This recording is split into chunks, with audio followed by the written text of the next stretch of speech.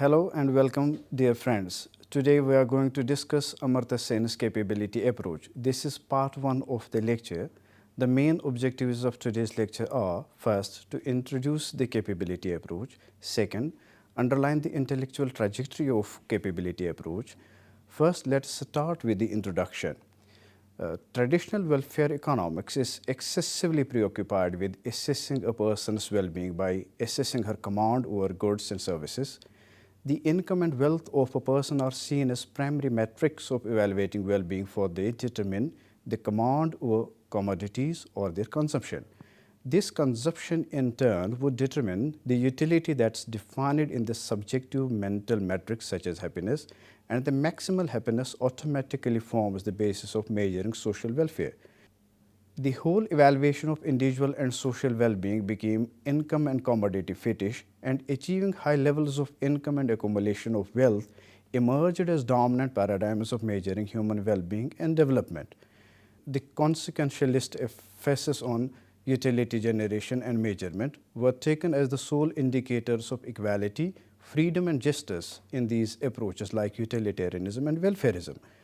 In the recent past, this consequence-driven approach was seriously challenged by philosophers like John Rawls by basing political evaluation on the means of achievement.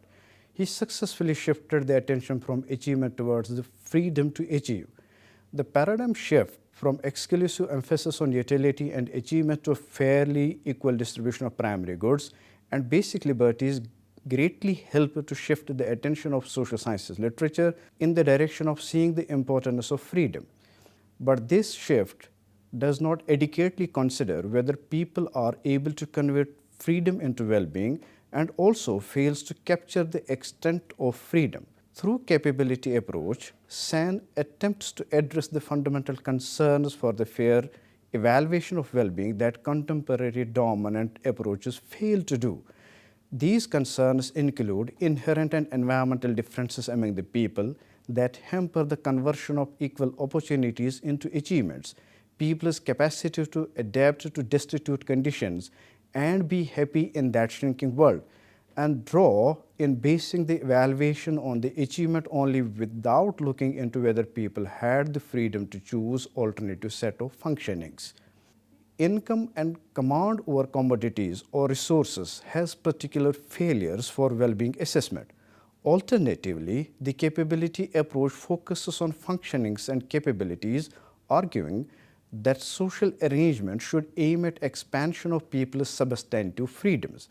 The core characteristic of capability approach is to focus on whether people have the real opportunities to be able to do what they value to do, which is called valuable doings, and be what they value to be, which is called valuable beings.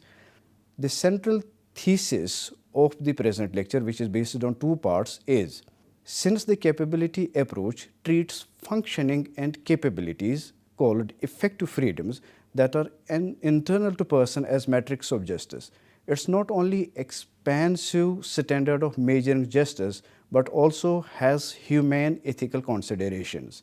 It has clear advantages over mainstream approaches for its flexibility to recognize pervasive personal, societal, environmental, and geographic heterogeneities. So let's move to the first part. What's capability approach? Capability approach is one of the most significant contributions of Amartya Sen to philosophy and social sciences. He first articulated this approach in his tenure lectures 1979 and continuously contributed for its theoretical and technical development for the next 2 decades. His work, The Development as Freedom, 1999, is the most comprehensive and influential account of this approach.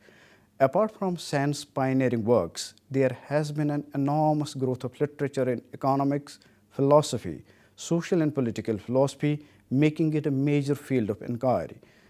Not only has capability approach been used to theoretically evaluate social choice, freedom, development, and justice, its practical relevance for policy making and measuring human development is chiefly highlighted by annual human development reports of the United Nations Development Programme called UNDP since 1990. The capability approach also provides us a conceptual toolkit to understand Amartya Sen's work on social choice, freedom, equality, development, and justice. The capability approach is a broad normative framework that evaluates individual well-being, social welfare, social and political arrangements in terms of persons' actual being and doing. It weighs person's advantage on the basis of his or her actual ability to do various valuable functions as part of living and reach valuable states of being. In Inequality Re-examined, Amartya Sen writes, I quote, "A person's capability to achieve functionings that he or she has reason to value provides a general approach to the evaluation of social arrangements, and this yields a particular way of viewing the assessment of equality and inequality. For judging the social advantage, it regards the sets of individual capabilities as indispensable constituent elements and tries to explore how far a society provides social opportunities to expand the freedoms of people and whether it's truly a society of freedom."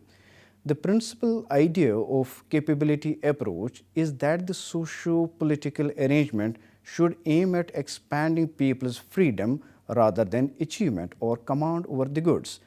Even though capability approach is attentive to persons' functioning, that's the states of being like literate, healthy, political participation, etc., but its ultimate focus is on the environment of choice. It does not push people into functioning, and therefore real freedom of persons, beings and doings is a moral and political claim. The capability approach can be answered, according to two theorists, David Crocker and Ingrid Robbins, in both the narrower as well as the broader ways. In the narrower way, capability approach tells us what information should we look at if we are to judge how well someone's life is going or has gone.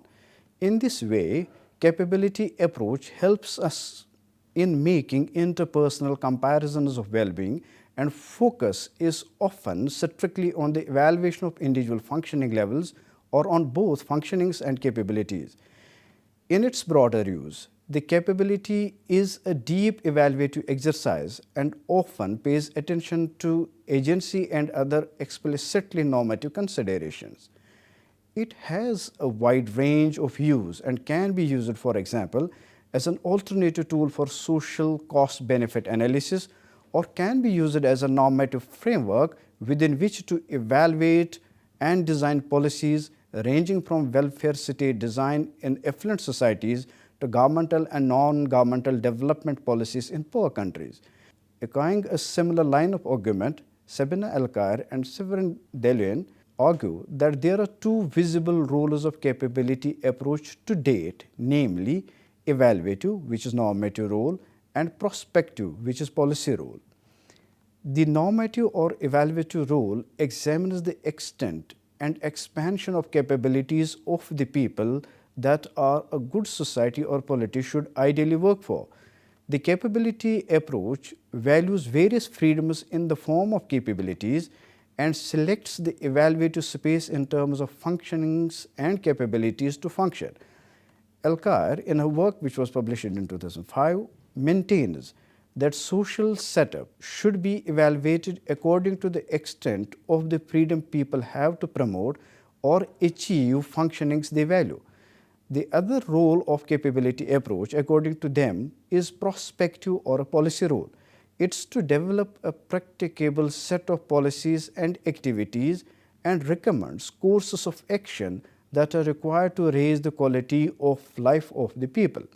The set of policies and necessary related processes should go hand in hand for the human development.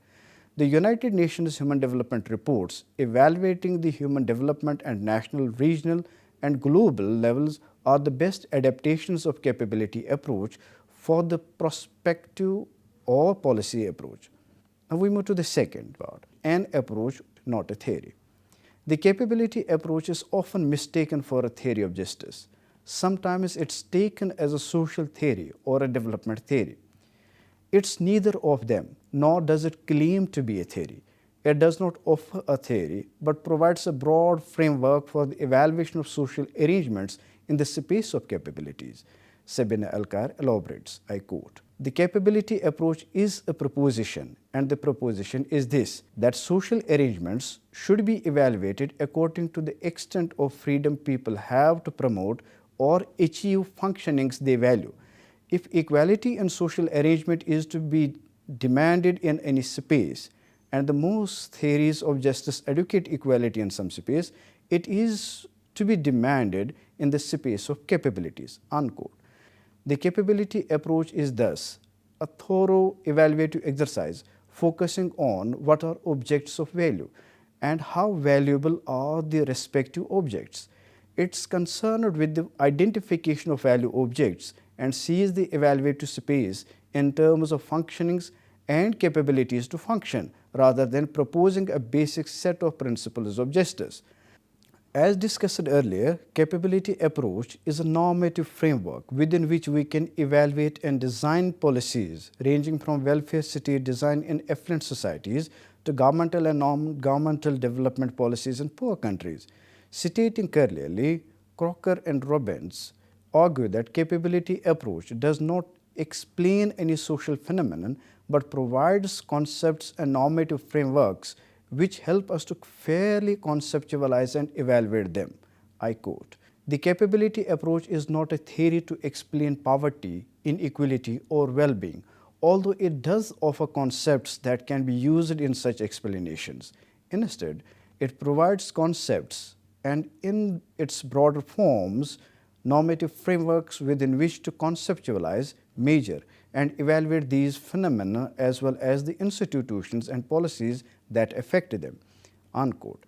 The capability approach has a considerable merit, for it limits itself to corresponding evaluative space related to substantive opportunities of the individuals. Amartya Sen, in his work, The Idea of Justice, is clear that it cannot pay adequate attention to fairness and equity involved in the procedures related to the idea of justice. He argues that capability is an evaluative perspective that has twofold significance.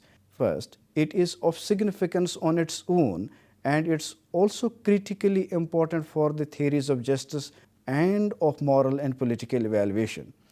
This is precisely what makes Sen argue against transcendental institutionalism and instead follow the alternative tradition of comparative thinking. We move to the third part, which is the intellectual trajectory of the approach. Sen develops his capability approach through his constant and engaging critique of mainstream approaches, particularly utilitarianism, welfarism, and Rawlsianism, the term used by Sen for Rawlsian theory of justice. It forms a significant part of capability approach and gives it a position on the theory map. He interrogates the reach and limits of informational basis of these theories to accentuate the limitations of these approaches. Sen is quite concerned not only with the information that's included, but also with the information that's excluded in an evaluative approach. I quote Sen, "Information exclusions are important constituents to demonstrate the character of the approach," unquote. Amartya Sen provides an alternative evaluative approach to equality and justice by concentrating on informational base of individual freedoms, called capabilities, rather than utilities, as is in the case of utilitarianism. Conversion of freedoms into functionings rather graze at primary goods, and centrality of human diversity rather than homogeneous scaling of human beings, as is the case with welfarism and utilitarianism. All this begins with his tenure lecture on human values, which he delivered at Stanford University in 1979 and is accomplished in his work Development as Freedom in 1999. In his tenure lectures, Equality of What?, Sen came with a strong critique of utilitarianism as well as Rawlsianism and attempted to create an alternative theoretical framework in the form of basic capability equality to a moral philosophic question, that's equality of what? He criticizes three particular types of equality, with utilitarian equality, total utility equality, and Rawlsian equality by looking into the implications of the principles, which he calls case implication critique, and assessing universalizability of abstract principles which he calls prior principle critique. All of them have, he argues, serious limitations, and most importantly, even if we combine all the three together into a single theory, yet an adequate theory cannot be constructed from them. He entirely focuses on alternative interpretations of egalitarianism by underlining moral and practical flaws in such mainstream theories. Let's take up the first critique of utilitarianism. Sand is a strong critique of utilitarianism. He makes a methodological point by referring to investigation of informational base of utilitarianism. The informational base of utilitarianism is limited to sum total utility directly relevant to the consequence of the agency action that's defined in terms of some mental characteristic such as pleasure, happiness, or desire fulfillment. Utilitarianism aims at the maximization of sum total of the utility irrespective of the distribution and advocates equality of marginal utility that embodies equal treatment of everyone. There are immense difficulties here. Interpersonal comparisons of happiness are difficult to make, and everyone cannot generate same amount of pleasure with the same amount of good. Pleasure generation is purely a subjective exercise, and no two persons can draw similar pleasure even in the similar situation from what's given to them. Amartya Sen makes a fine point by an example. John may be easy to please, but Jeremy not. There is a pervasive and obvious diversity among human beings, and utilitarian uniform scaling is all but insensitive to demands of equality and justice. Through a particular case study, which methodologically he calls as a case implication critique, Sand tries to demonstrate the failure of utilitarianism. He cites the example of a person A with a handicap who actually requires more income than a person B who has no handicap but is a pleasure wizard. From the similarly given levels of income, person A generates half of the utility to that of the pleasure wizard who enjoys every bit of his income and desires more. Equalizing the marginal utility and producing utility necessitates giving more income to the efficient pleasure wizard, which would consequently pull income away from less efficient cripple. The crippled person therefore gets less. And also, utilitarianism is blind to adaptive preferences, like in this case. Sand calls such a foundation of equality as egalitarianism by serendipity, which is the accidental result of marginal tail wagging the total dog. In his development as freedom, he develops a sharp critique of utilitarianism by underlining its three chief limitations. First is the distributional indifference. The entire focus of utilitarian calculus is only on the sum total happiness, that's irrespective of how unequally distributed, and aggregate magnitudes, which seriously neglects the interpersonal variations and socio-cultural influences on the individuals. Second, neglect of rights, freedoms, and other non-utility concerns. By that it means utilitarianism gives no intrinsic significance to rights and freedoms, but are valued instrumentally as long as they promote happiness. It does not consider the additional needs due to physical or mental disabilities. Amartya Sen argues that happiness is a functioning but cannot be the sole concern of an approach. I quote, "We do not necessarily want to be happy slaves or deliverance vessels," unquote. Third, adaptation and mental conditioning.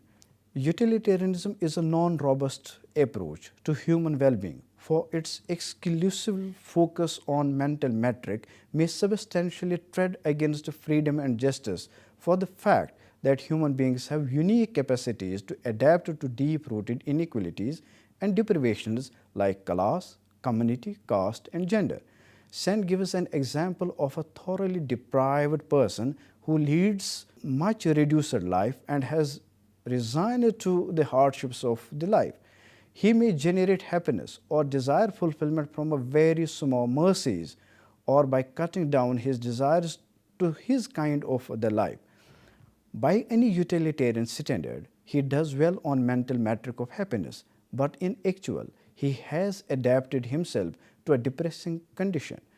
By capability approach perspective, he is living a life which is less human.